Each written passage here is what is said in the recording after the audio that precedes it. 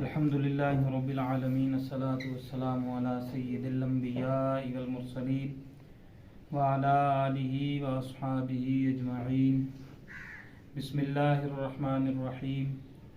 ثم انتم هؤلاء تقتلون انفسکم وتخرجون فریقا منکم من دیارہم تظاہرون علیہم بالاسم والعدوان فإن يأتوكم أسارى تفادوهم وهو محرم عليكم إخراجهم أفتؤمنون ببعض الكتاب وتكفرون ببعض فما جزاء من يفعل ذلك منكم إلا خزي في الحياة الدنيا ويوم القيامة يردون إلى أشد العذاب وما الله بغافل عما تعملون.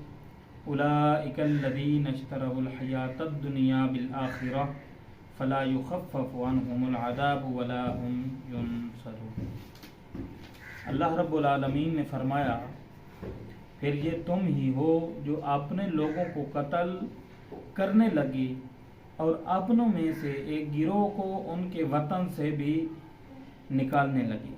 تم ان کے خلاف گناہ اور زیادتی کے کاموں میں مدد کرتے ہو اور اگر وہی قیدی ہو کر تمہارے پاس آئیں تو تم معاوضہ دے کر انہیں چھڑا لیں. ہمارے اوپر تو ان کا نکالنا ہی حرام ہے.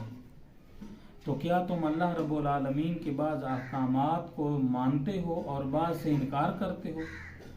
تو جو تم میں سے ایسا کرے اس کا بدلہ دنیاوی زندگی میں ذلت اور رسوائی کے سوا اور کیا ہے، اور قیامت کے دن انہیں شدید ترین عذاب کی طرف لوٹایا جائے. اور اللہ رب العالمین تمہارے اعمال سے بے خبر نہیں. یہی وہ لوگ ہیں جنہوں نے آخرت کے بدلے دنیا کی زندگی خرید لی، تو ان سے نہ تو عذاب ہلکا کیا جائے گا اور نہ ہی ان کی مدد کی جائے گی. فرمایا ثم انتم ہؤلاء، پھر یہ جو تم ہو. اس آیت میں نبی اکرم نور مجسم صلی اللہ علیہ وسلم کے مقدس زمانے میں موجود یہودیوں کے عجیب و غریب طرز عمل کا بیان ہے. پس اس کا منظر یہ ہے کہ تورات میں بنی اسرائیل کو 3 حکم دیے گئے. نمبر 1، ایک دوسرے کو قتل نہ کرنا. نمبر 2، ایک دوسرے کو جلا وطن نہ کرنا. اور اگر وہ اپنی قوم کے کسی مرد یا عورت کو اس حال میں پائیں کہ وہ اسے غلام یا لونڈی بنا لیا گیا ہے تو اسے خرید کر آزاد کر دے. سامعین، نسل در نسل یہ عہد چلتا رہا یہاں تک کہ مدینہ منورہ کے گرد و نواح میں آباد یہودیوں کے 2 قبائل بنو قریظہ اور بنو نذیر میں منتقل ہوا. اس وقت مدینہ شریف میں مشرکوں کے 2 قبیلے اوس اور خزرج رہتے تھے. بنی قریظہ اوس قبیلے کے حلیف تھے اور بنو نذیر خزرج قبیلے کے حلیف تھے. اور ہر ایک قبیلہ نے اپنے حلیف کے ساتھ قسم اٹھا رکھی تھی کہ اگر ہم میں سے کسی پر کوئی حملہ آور ہو تو وہ دوسرا اس کی مدد کرے گا. جب اوس اور خزرج کے درمیان جنگ ہوتی ہے تو بنو قریظہ اوس اور بنو نذیر خزرج کے مدد کے لیے آتے ہیں.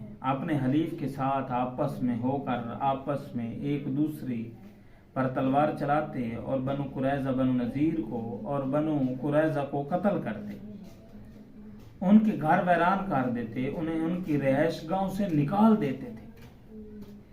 لیکن جب ان کی قوم کے لوگوں کو ان کے حلیف قید کر لیتے تو ان کو مال دے کر چھڑا لیتے تھے. مثلا اگر بنو نذیر کو کوئی شخص اوس قبیلے کے ہاتھ میں گرفتار ہوتا تو انہوں بنو قریظہ اوس قبیلے کے مالی معاوضہ دے کر اسے چھڑا لیتے تھے.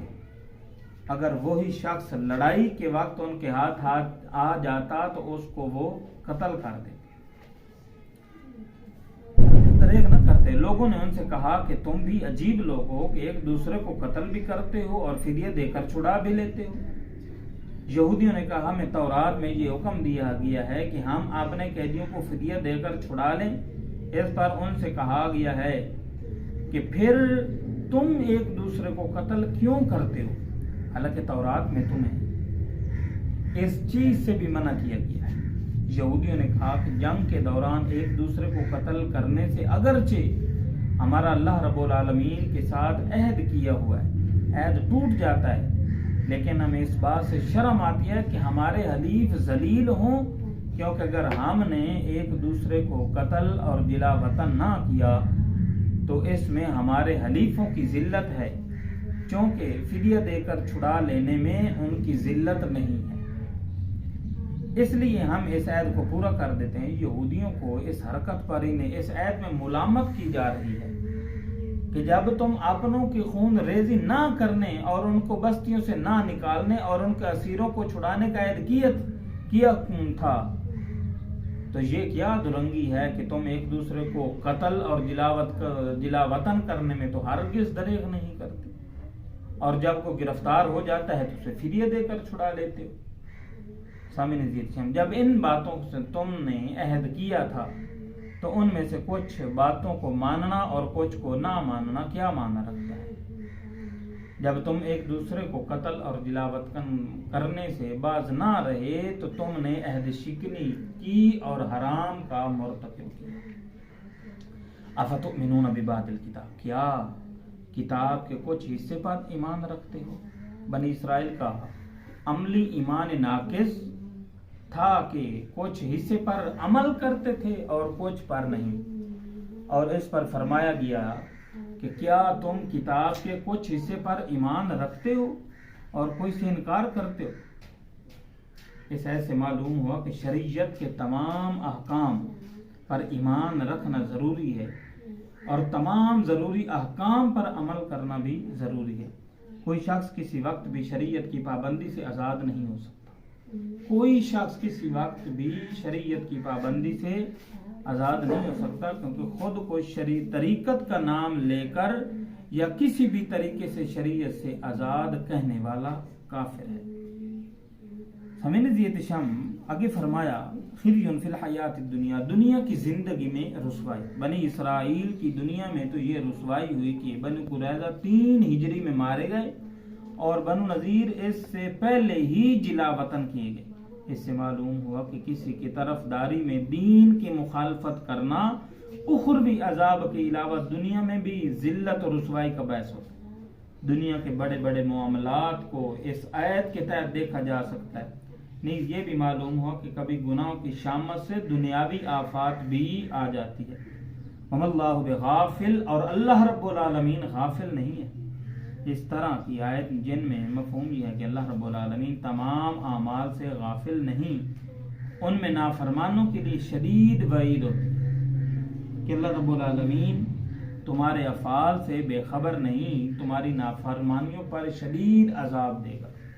یوں ہی ایسی آیات میں مومنین صالحین کے لیے خوشخبری ہوتی ہے، انہیں اعمال حسنہ کی بہترین جزا ملے گی۔ اللہ تعالی عمل کی توفیق کرے۔